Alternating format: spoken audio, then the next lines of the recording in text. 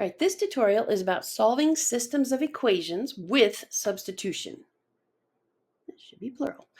This you use to find the exact point in which two equations intersect one another on a graph. Okay, and that's called the solution. So here's an example. We have these two equations. We have y is equal to 3x, and then we have x plus 2y equals negative 21. Now, since we're already told that y is 3x, I'm going to go ahead and substitute this value in for this y and get a solution this way. So start with your formula or your equation, and then I'm going to substitute 3x for y. I'm going to work it out. I have to distribute, so x is equal to 6x. X plus 6x is equal to negative 21. So combine your like terms over here. I get 7x equal 21. Divide, so I can isolate that x by 7 on both sides, and I get that x is equal to 3. So here's a solution that I can now plug in to this equation. This was the equation we used before to get what y was. So I'm going to plug in negative 3. So y is equal to 3x, so that means 3 times negative 3, and then I get that y is equal to negative 9. So to create an ordered pair for this, x is negative 3, y is negative 9. So there's my solution. That's where they're going to cross. If I were to actually graph these two, this is where they would cross on the graph. All right, so what about if we have something just a little more complicated? We don't have a single variable saying it's equal to something. It's embedded. So we have x plus 5y is equal to negative 3. 3x minus 2y is equal to 8.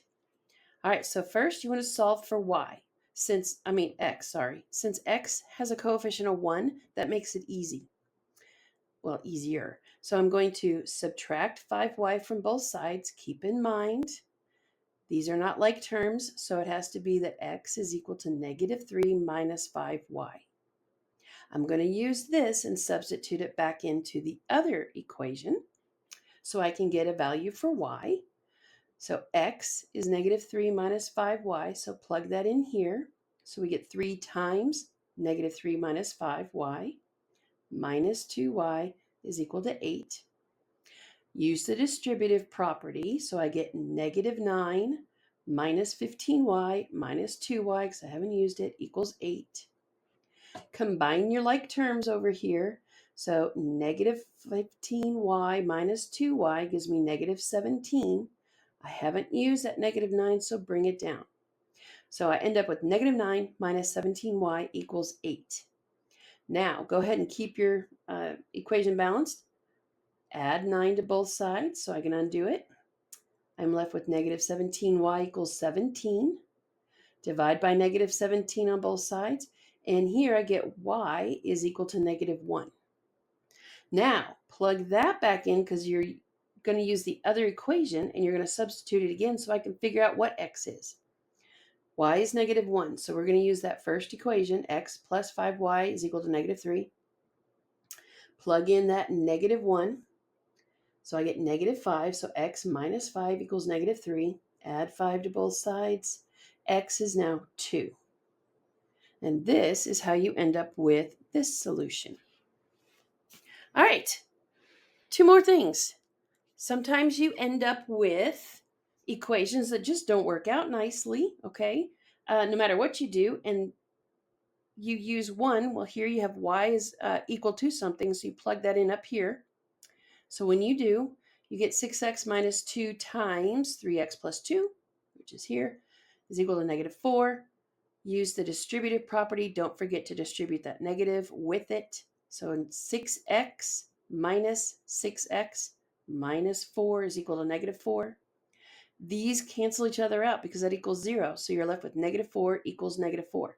When this happens, that means you have infinitely many solutions. I don't have to do anything with that other. I don't have to substitute anything. When this occurs, it's infinitely many. And finally, we have these two. Again, y is set equal to something, so I'm going to use that to plug it in. So 2x minus y is equal to 8. Well, we know y is equal to this, so 2x minus 3 equals 8. Distribute that negative sign. So 2x minus 2x plus 3 equals 8. Well, 2x minus 2x is 0, so I get 3 is equal to 8. That means when you have one side not equal to the other, it is no solution. I know that was fast, but I hope that helps.